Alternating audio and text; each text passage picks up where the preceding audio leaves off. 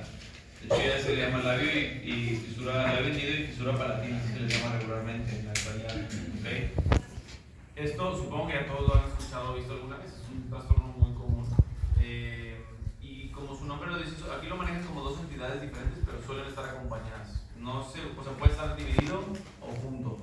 Son trastornos o defectos del desarrollo, ¿ok? Y en la parte del labio es porque afecta en el proceso, es un defecto de cuña y hay una falta de unión de los procesos nasolabiales, ¿no? Que eso en su momento ya lo tuvieron que haber visto en EMBE, de los procesos nasolabiales, nasomaxilar, para la formación de la parte anterior. Y la fisura palatina es un defecto caracterizado por la ausencia de fusión completa de las dos crestas palatinas, ¿ok? Y esto se hace una comunicación con la cavidad nasal, ¿verdad? En el paladar. Esta entidad o esta patología, la mayoría de las veces pueden presentarse separados, como les dije, o conjuntos, no están forzosamente unidos, ¿no?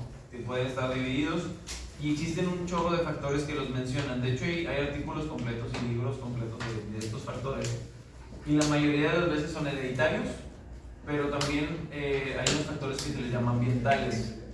Dentro de estos ambientales son un chorro de cosas que influyen, ahorita los vamos a mencionar, pero los generales son desnutrición de la mamá. De hecho, algo muy curioso que mencionan en algunos libros es que esta patología suele estar asociada a personas de rasgos socioeconómicos bajos, ¿ok? ¿Por qué? Porque muchas veces está más relacionado a déficits nutricionales, o sea, no se cuida la mamá, no hay una buena preparación para el embarazo y por eso está muy altamente ligado a eso, ¿ok? Pero no significa de que tampoco estamos diciendo que si tengas un rasgo socioeconómico bajo vas a tener labio paladar, no, nada que ver, o sea, simplemente se ha relacionado mucho más, ¿ok? La mayoría de las veces, en cuanto a porcentajes, de hecho aquí dice el 40% de los casos de labio leporino sin fisura palatina parecen ser hereditarios en la mayoría de los casos, ¿ok? Y en algunos casos también se puede presentar el 20% sobre la fisura palatina. Ahorita vamos a empezar a hablar de cada uno de ellos, ¿no? Ahora, otra cosa importante, de hecho aquí me brinco a los factores ambientales. De hecho el libro los enumera. El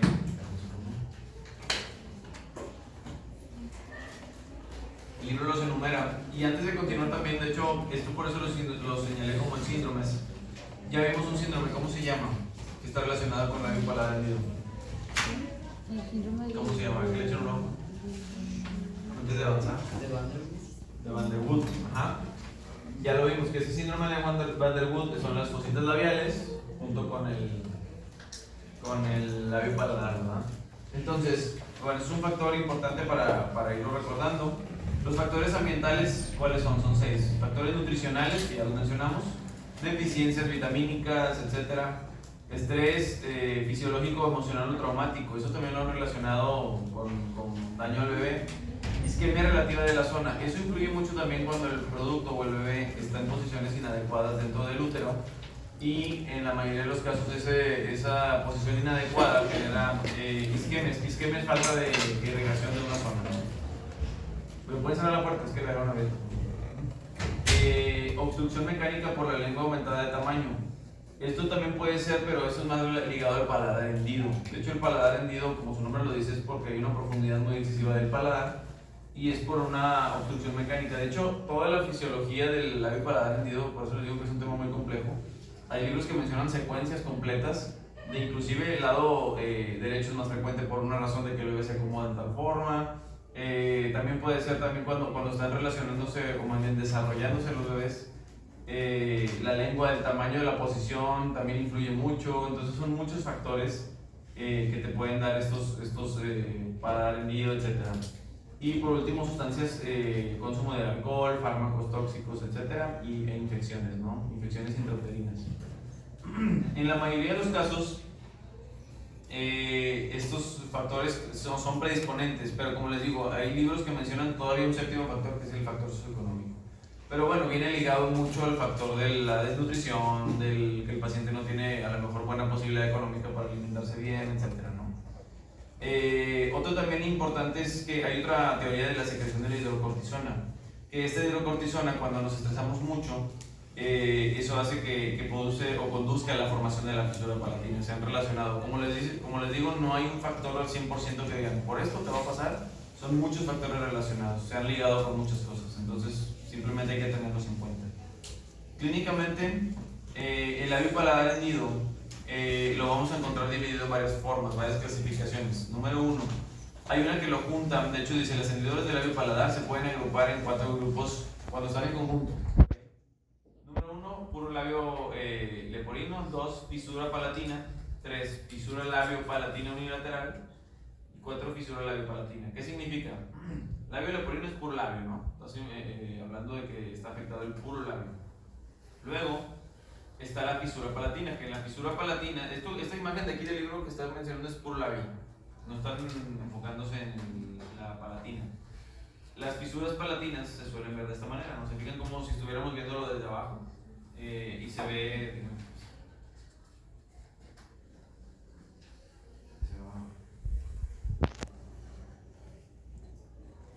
¿Se fijan cómo están las fisuras? No, y hay de diversas formas que ahorita las vamos a mencionar. Entonces, esta primera clasificación los engloba a las dos. Y la última es fisura labio palatina bilateral. ¿Se fijan cómo hay uni bilateral? ¿Ok?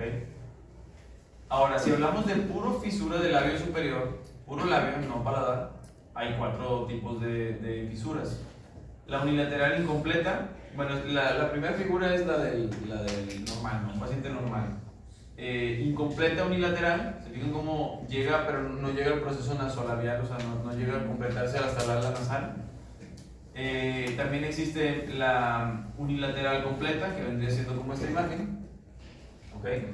Completa es cuando llega hasta la base alar, ¿no? Entonces, que completamente se llega hasta el proceso alar.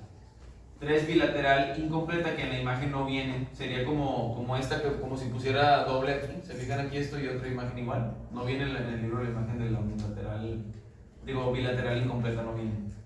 Y por último, la bilateral completa, que es esta, ¿no? Que tiene tus 2 procesos incompletos. O algo importante es que también, ahora brincando al tema del paladar, la mínima expresión del paladar para que sea como una fisura es la úvula bífida. ¿Qué significa? Cuando un paciente se encuentra con este proceso, la úvula, ¿se fijan cómo la úvula se ve como si tuviera 2 lobulitos aquí? ¿Esto? Eso es la úvula bífida o úvula hendida. Eso es la mínima expresión de una fisura. Es como que se quiso formar una fisura, pero no se formó. ¿Va? Es la mínima expresión. De hecho, sí me ha tocado ver algunos pacientes con la úvula hendida que no afecta nada, ¿no? Ellos llevan su vida normal y simplemente fue como que se quiso formar, ¿no? Ahora, también del paladar existen varios tipos. La fisura palatina incompleta, ¿ok? Que es en la parte intermedia. ¿Qué determina si una fisura es completa o no completa? Ya dijimos que en el labio es que llega a la base alar, ¿no? Si no llega a la base alar es incompleta. En el paladar es que llega a la parte anterior. ¿Se fijan cómo las fisuras aquí llegan hasta adelante? ¿Cómo se llama esta parte de aquí? Tiene un nombre en embriología. ¿Qué? Esta parte anterior, ¿cómo se llama? ¿La premaxila? Exacto, la premaxila, ¿verdad? Entonces, esta premaxila regularmente es la que queda con falta de unión, ¿no? Entonces, la fisura palatina unilateral y la labio leporino, si se fijan bien aquí en la hendidura, llega hasta la parte anterior y eso ya se llama completo, ¿no?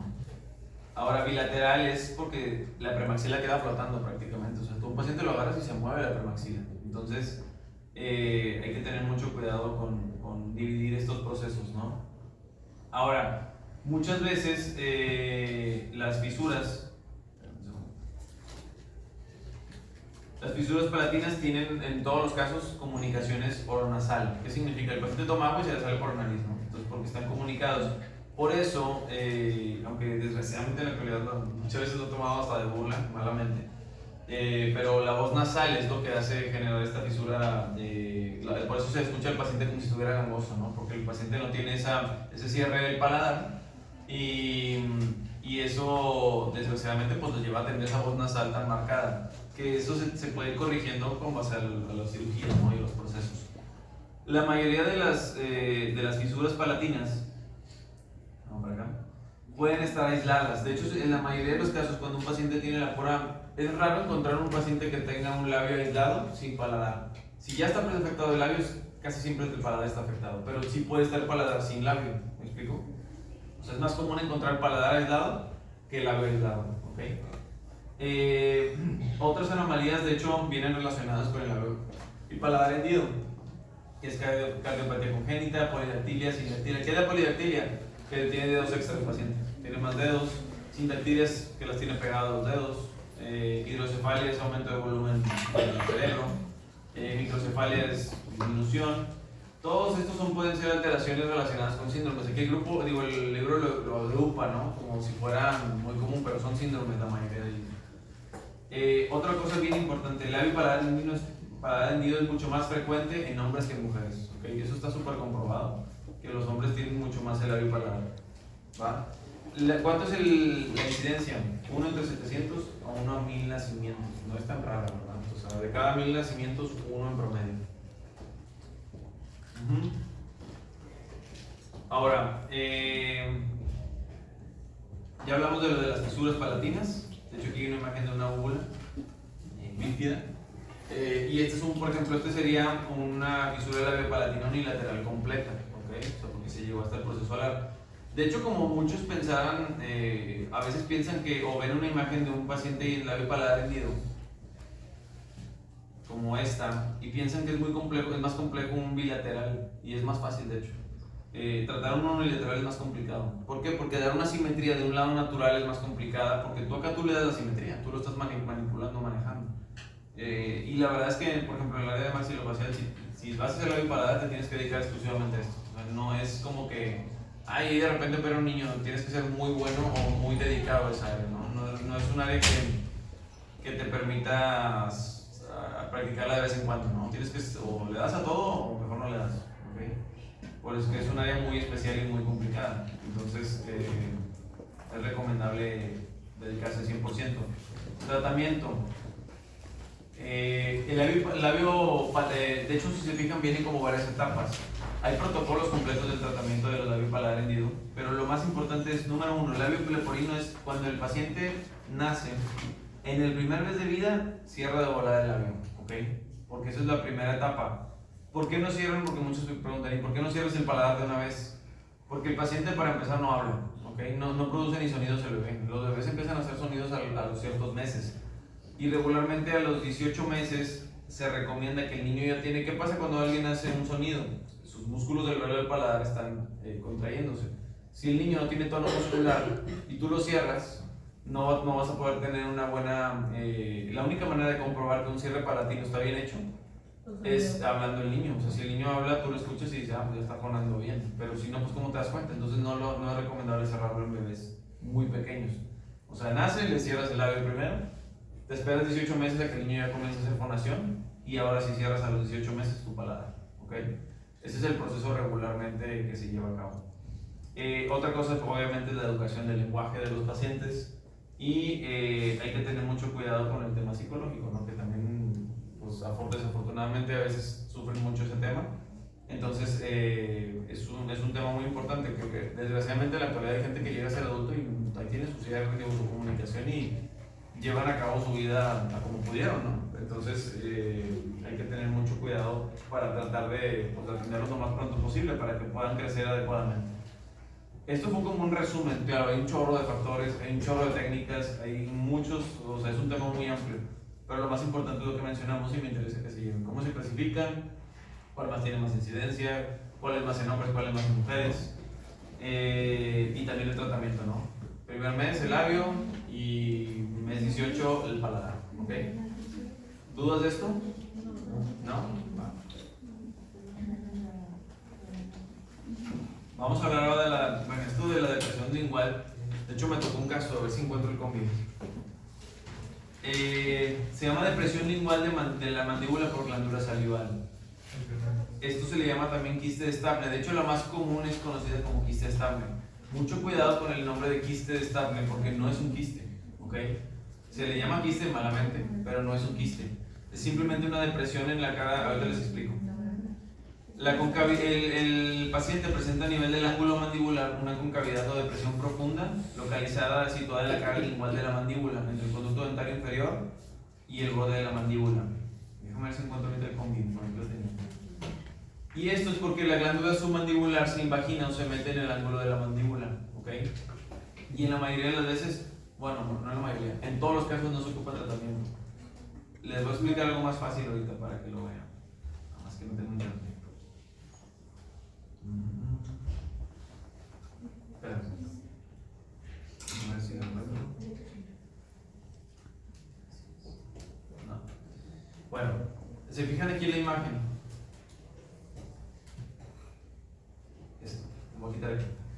Si ustedes agarran una panorámica, de hecho aquí está enfocado, se fijan cómo está el diente y aquí se ve una cavidad. ¿Sí lo ven? Esto de aquí. Lo voy a quitar el amarillo porque luego se pierde. ¿Ok? ¿Sí lo ven?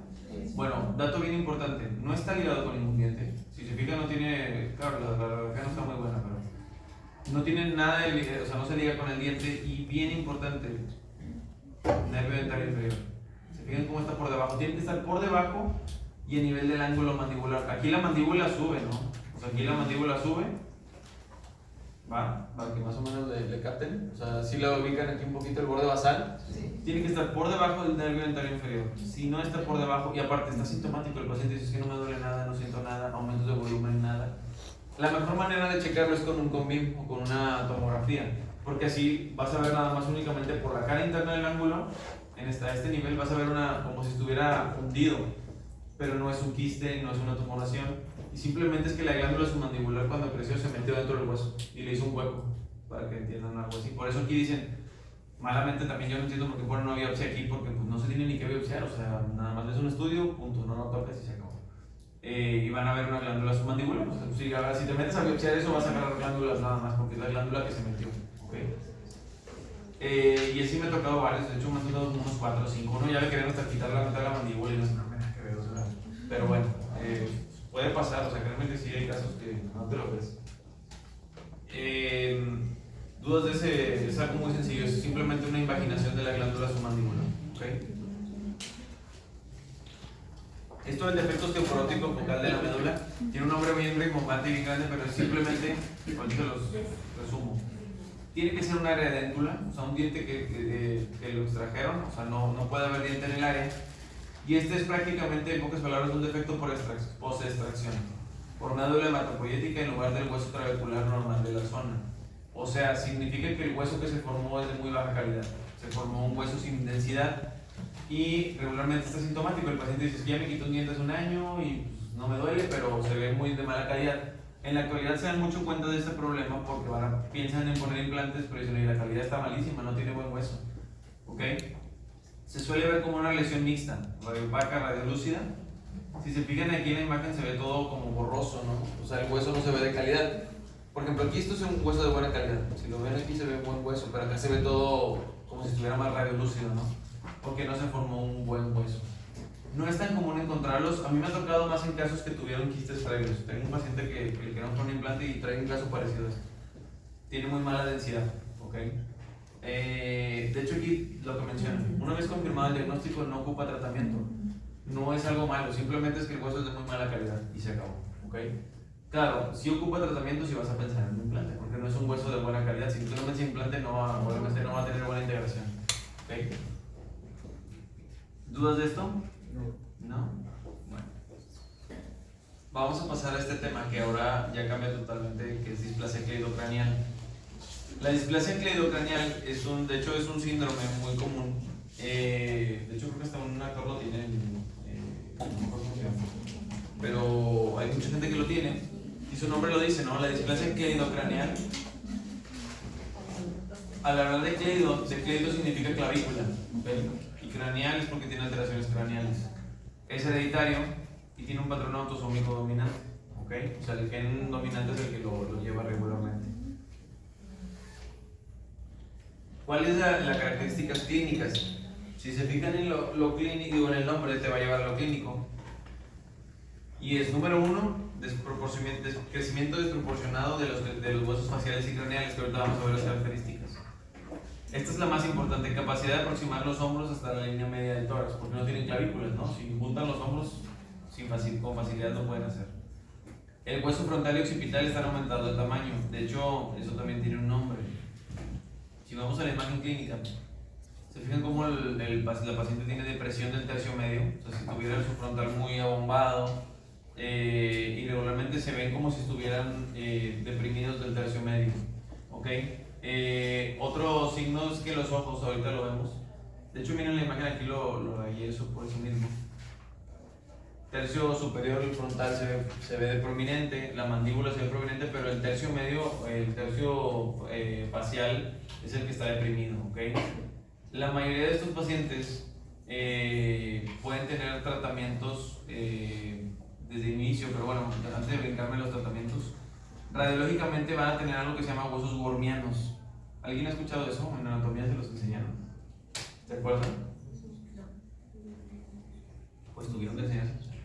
Los huesos wormianos es cuando tú tienes un proceso, ¿sí se acuerdan de las suturas craneales, no? Sí. Bueno, intermedio de las craneales queda como una islita de hueso. Si yo hiciera aquí un dibujo, por ejemplo, si aquí hiciera yo, no, está muy, a ver si un pincelito.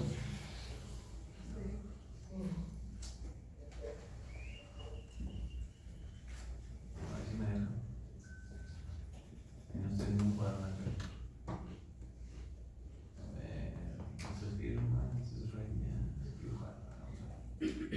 Aquí las suturas craneales, más o menos ahí lo estoy dibujando. Si las ubican, ¿no? Bueno, aquí intermedio, antes de fusionarse, se queda una islita de hueso. Se queda una islita sola de hueso, ¿ok? No se ha fusionado. Eso se les llama huesos wormianos, ¿ok? Los wormianos son los huesos que quedan intermedias de las suturas, ¿ok? Y muchas veces quedan ahí libres. Y quedan, es por el autor, ¿no? Por eso le llaman wormianos, por Worm, que fue el autor de encontrar estos huesos. Ahora, la mayoría de las veces, radiológicamente ya les mencioné, tercio facial hipoplásico, maxilar deprimido. La nariz tiene un defecto que se llama encía de montar, así se le llama. Todo esto que mencionan, que es chata, ancha y sin puente, se llama defecto encía de montar, ¿ok? Otra cosa ahora sí que nos compete a nosotros es la dentición temporal. Los pacientes con displasia cleidocranial tienen retraso en la erupción, ¿ok? De hecho, muchas veces tienen en la temporal y en la permanente. O sea, los dientes están retenidos. Y en la mayoría de las veces el paladar puede estar muy abovedado. No está hendido, pero sí está con una bóveda muy amplia, muy profunda, ¿ok? Otra cosa que también no concuerdo con el libro, nuevamente caemos en lo mismo, dice, no existe tratamiento conocido para los pacientes de displasia. Sí existe el tratamiento, o sea, se pueden hacer las osteotomías que les mencioné la vez pasada y mejorarlos regularmente. Entre los 8 y 10 años se pueden empezar a hacer esas osteotomías. Y en cuanto a odontología, la extracción de los dientes temporales dice, no necesariamente lleva a la erupción de la dentición permanente. Entonces hay que tener mucho cuidado con el seguimiento de la erupción de los pacientes, ¿ok? Ocupan muchas veces aparatología, ortodóntica, etcétera, ¿no? Es muy común que ocupen aparatología para ir llevando el proceso adecuado de su erupción, ¿no? Y si no erupcionan, pues ya empezar a pensar en otras opciones, ¿no? Para traccionar los dientes, etcétera. ¿Dudas de estas características de los pacientes? ¿No? Bueno. De hecho, esta imagen es la que les mencionaba. Se fijan, están todos los dientes incluidos. No se ha hecho el proceso natural de exfoliación. Espera un segundito.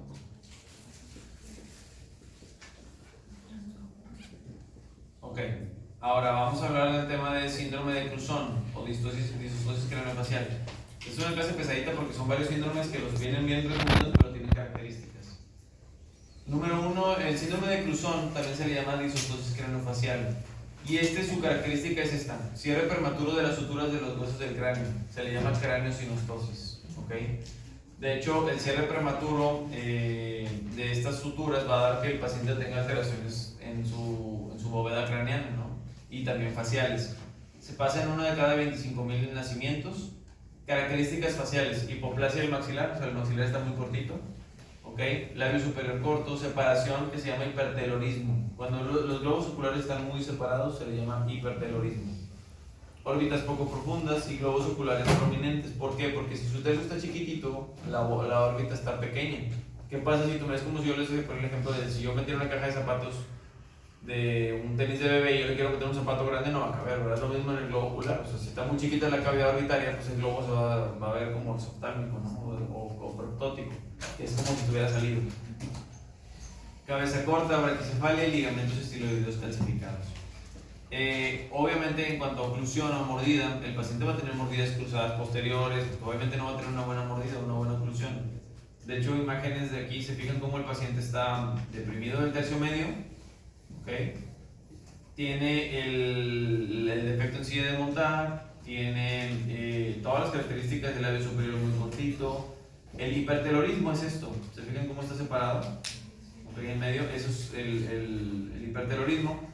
Y los globos oculares muy proctóticos o muy salidos, ¿no? Eso se le llama proctosis. En estos casos, en la mayoría de ellos, pueden tener asociación también de ligero retraso mental o falta de desarrollo, ¿no? Es también común. Y en cuanto, es lógico, si el tercio superior está muy cortito y su mandíbula está normal, su mordida va a estar cruzada. ¿Saben que es una mordida cruzada anterior, no? Que la mandíbula se viene hacia adelante, o los dientes más adelante, los inferiores, en lugar que estén al revés, ¿no? En la mayoría de los casos, estos pacientes pueden también tener asociaciones de déficit auditivo, o sea, pérdida de la audición o pérdida de la visión también, ¿ok? Y de hecho hasta aquí el libro los menciona, dice, algunos de los defectos de desarrollo se pueden corregir quirúrgicamente, todos los síndromes se pueden corregir quirúrgicamente, ¿ok? El libro no ahonda mucho en los tratamientos porque son tratamientos muy específicos, como los que les mencionaba, hay que hacer cortes o osteotomías faciales para poder hacer manipulación, pero bueno, no es un tema ya más de posgrado, no me voy a meter en eso, simplemente que se aprendan las características.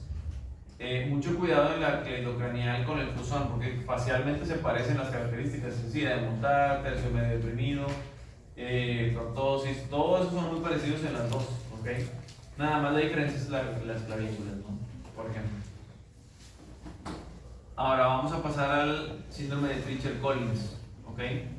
El Treacher-Collins también se llama disostosis mandibulofacial. ¿Por qué? En la mayoría de estos del Treacher-Collins también es un trastorno genético, autosómico dominante, y está afectado el primer y segundo arco branquial. ¿Sí se acuerdan cuáles son los primer y segundo arco branquial? ¿O no? Ya no se acuerdan. Sí. ¿Cuáles son? ¿Cómo se llama el primer arco? ¿Se acuerdan? ¿Mandé? ¿Pero qué nombre tiene también? Cartílago de Meckel, ¿no se acuerdan? No, pues sí, es que... No lo busco por acá. Aquí tengo una imagen buena.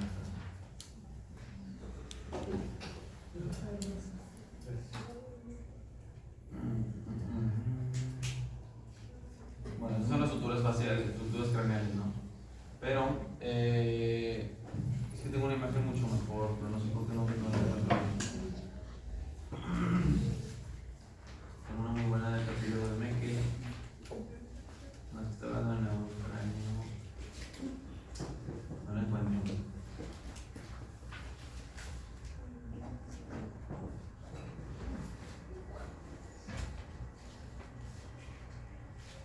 Mira, este es de Cruzón, por ejemplo, este es un resumen, ¿verdad? Este es otro caso de un síndrome de Cruzón. Lo mismo que les mencionaba, prostosis, hipertelorismo, aquí se ve muy marcado, ¿no? Labio cortito, superior, todo lo que mencionábamos. Bueno, ya para no meterme tanto en el tema de los cartílagos, entonces, el primer y segundo arco branquial te forma toda la porción mandibular, ¿ok? Una de cada 10.000 nacimientos. Aquí es bien importante, el hueso tiene varias características, de hecho hay una triada muy marcada, que es, aquí lo mencionan como hueso cigomático hipoplásico, cara de párpado inferior, caída del párpado inferior y una cara estrecha, que en la mayoría de los libros manejan una triada, lo voy a apuntar aquí.